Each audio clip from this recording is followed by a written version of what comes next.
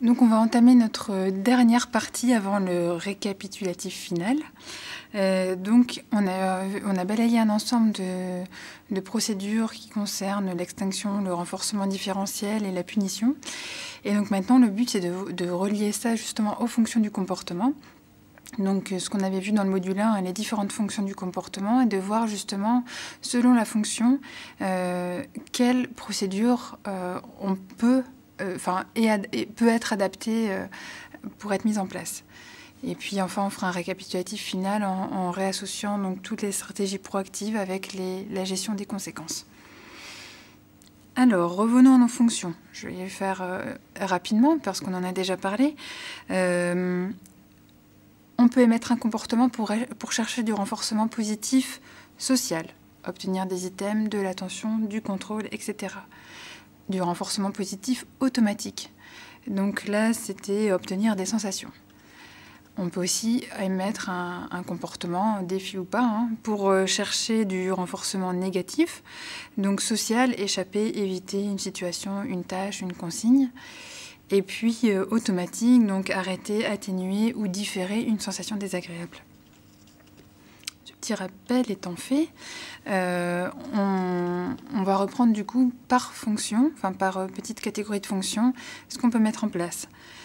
Donc si la fonction c'est de la recherche d'attention, si on veut agir en conséquence, on va pouvoir mettre en place du renforcement différentiel des comportements incompatibles de demande d'attention. Donc la personne qui va crier ou qui va s'énerver, qui va émettre un trouble du comportement pour obtenir de l'attention, et on va lui enseigner tout simplement une manière, ça rejoint en fait l'entraînement à la communication fonctionnelle qu'on a vu hier. On va enseigner une manière correcte de demander à avoir de l'attention. On peut mettre en place une extinction. Dans ce cas-là, ça prendra la forme d'ignorer le comportement, en ayant conscience qu'on aura sans doute un pic d'extinction, et que voilà, il faut bien l'avoir en tête. Et puis, on peut aussi mettre en place, dans le cas de recherche d'attention, de la mise à l'écart, qui peut être donc exclusive ou pas. Mais sans doute plutôt exclusive quand il s'agit de la recherche d'attention. Si la fonction c'est d'obtenir un objet, un item, dans ce cas-là, en conséquence, on va pouvoir appliquer ce qu'on appelle une procédure de compter demandé. Donc, c'est du DRI en fait, c'est du renforcement différentiel des comportements incompatibles. Donc ça se présente comme ça, c'est l'enfant, il va dire, il veut des toupies, il va faire toupi, toupi, toupi, toupi. Enfin, attends. Donc on attend qu'il arrête d'émettre en boucle sa demande qui n'est pas appropriée. Donc attends, on compte 1, 2, 3, 4, 5. On donne le modèle, toupie. L'enfant il répète toupie. Et là on lui donne. Donc ce qu'on veut faire en fait c'est marquer un arrêt au comportement inapproprié, laisser un petit laps de temps en fait pour ne pas faire en sorte que ça devienne une chaîne. Je demande toupie, toupie, toupie, toupie.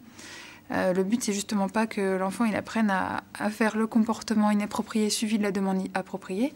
Donc, je refais. Donc, c'est toupie, toupie, toupie. Attends.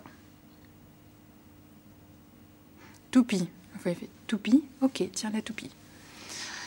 Donc, ça, c'est le compter demandé. Ensuite, et puis, en fait, si on a dit que c'était fini et que l'enfant il accepte pas que ce soit fini, et ben c'est fini quand même, juste on maintient que c'est fini, on cède pas, sinon on va renforcer ce trouble du comportement, et la prochaine fois l'enfant il l'utilisera pour à nouveau accéder quand c'est fini.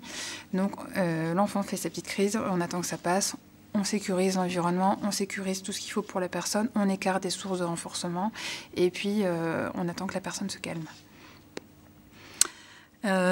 Si la fonction c'est de la recherche de sensations, en conséquence, donc on l'a vu par exemple pour les mises en bouche de la main, ça peut être du blocage, ça peut être aussi de l'extinction sensorielle, comme on l'avait vu pour l'histoire de la lampe, ça peut être aussi de la redirection tout simplement. Donc l'enfant, on le fait beaucoup pour des enfants en bas âge, des enfants ordinaires en bas âge, donc l'enfant voilà, il est en train justement de jouer avec la lumière, et ben on essaye d'attirer son attention sur autre chose. Oh, t'as vu mais qui peut-être pourra avoir la même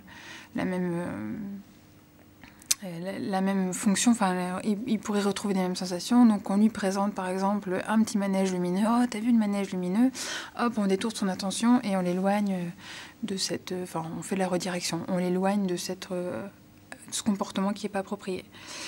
Si la fonction c'est de l'échappement ou de l'évitement, donc là, comme on l'avait vu, hein, on va faire une extinction, mais une extinction d'échappement, c'est-à-dire qu'on va maintenir nos consignes. On va faire ce qu'on appelle une instruction guidée.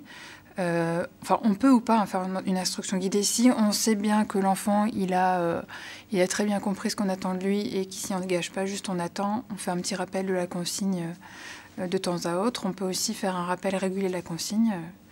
Allez, lève-toi, redonner une petite impulsion jusqu'à ce que l'enfant y coopère.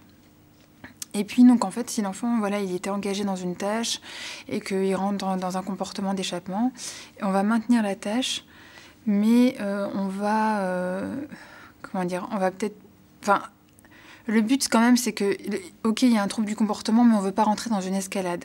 Donc, on va exiger que l'enfant, il puisse continuer la tâche, mais peut-être qu'on va donner de l'aide, ou enfin, on va faire en sorte que... on n'est pas à nouveau derrière un trouble du comportement parce que l'effort était important. Et c'est important aussi, du coup, quand on a des comportements d'échappement, bien sûr que voilà, on va pas faire en sorte que l'enfant il puisse échapper à la tâche parce qu'il va se servir de ça pour ensuite, à chaque fois, rentrer dans un trouble du comportement pour ne pas faire ce qui est attendu de lui. En revanche, il faut se poser à chaque fois la question... chaque fois que j'ai eu des comportements d'échappement, mais ce qu'on avait vu hier, hein, est-ce que ma tâche, elle n'était pas trop difficile? Est-ce que mon renforcement, il est proportionnel à l'effort fourni? Est-ce qu'il y avait un caractère prévisible à mon activité? Est-ce que, enfin, tous ces paramètres qu'on avait vus dans le module 1, il faut se les poser à chaque fois qu'il y a un épisode d'échappement. On va maintenir notre conséquence, qui est le fait que l'enfant, il doit faire la tâche. Par contre, eh ben, on ne va pas persister dans des présentations de consignes ou de tâches qui ne sont pas non plus appropriées et qui ne sont pas en accord avec les capacités ou la disposition actuelle de l'enfant. Et puis, il faut aussi se dire, même si c'est important d'être assez systématique et assez rigoureux en équipe, le jour où un enfant il est plus fatigué ou on voit qu'il est un peu malade, eh bien, on ne fait pas l'erreur de demander non plus des gros efforts, sachant qu'on voit qu'il n'est pas prêt qu'il n'est pas en mesure de fournir ses efforts. Et donc, on va en amont adapter nos tâches pour ne pas devoir entrer dans d'extinction d'échappement. Et puis, donc, quand il y a de l'échappement, comme on avait vu par exemple l'enfant qui ne voulait pas finir son puzzle et qui le jette, eh ben, la correction simple ou de la surcorrection, ça peut être adapté. Alors, un petit quiz. En classe, un enfant fait le pitre. Là, l'institutrice décide de le mettre au coin et il recommence peu après. Analysez la situation.